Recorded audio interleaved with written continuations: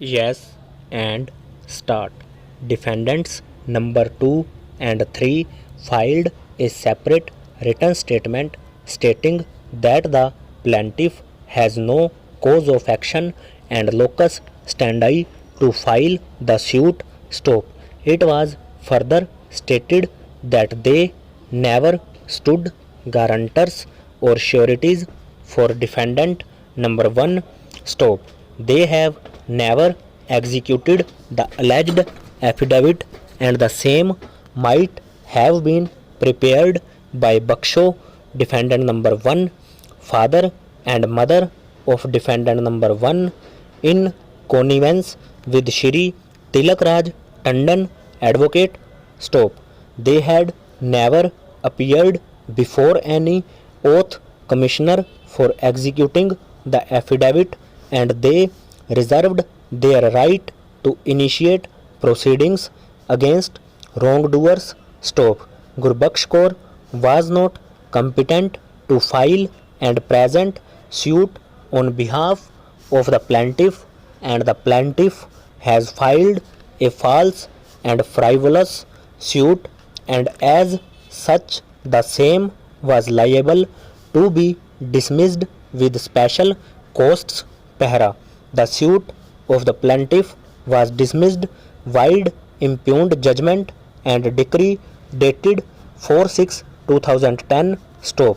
However, while dismissing the suit, the trial court decided issue number 1 in favor of the plaintiff, holding that customary divorce deed dated 25/12/2003 was executed between the parties. Stop.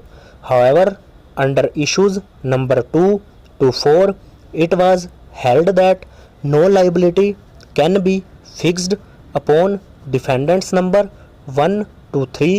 Stop. The relevant paragraphs of the judgment of the trial court are that in view of specific terms and conditions of customary divorce deed dated 25/12/2003 and facts enumerates deed in preceding para, this court is of the opinion that customary divorce has taken place between the parties the moment defendant number 1 denied execution of aforesaid deed and her failure to file joint petition under section 13B of Hindu Marriage Act. Stop. In earlier petition under order 33 rules 1 and 2 code of civil procedure, the plaintiff has rested his claim over aforesaid customary divorce deed and has rested his claim over aforesaid customary divorce deed and has denied the status of his wife of defendant number 1. Stop.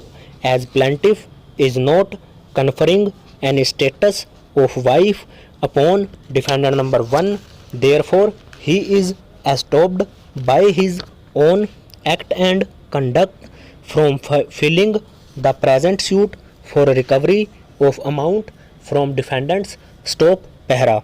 Accordingly, no question to fix liability of any defendant number 1 arises in the instant suit and it is also relevant to mention here that there is no clause in customary divorce deed bracket exhibit P3 in this regard. Stop.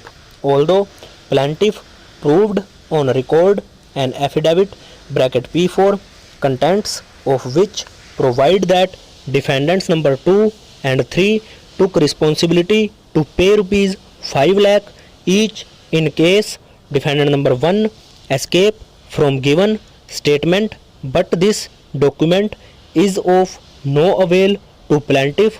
Stop.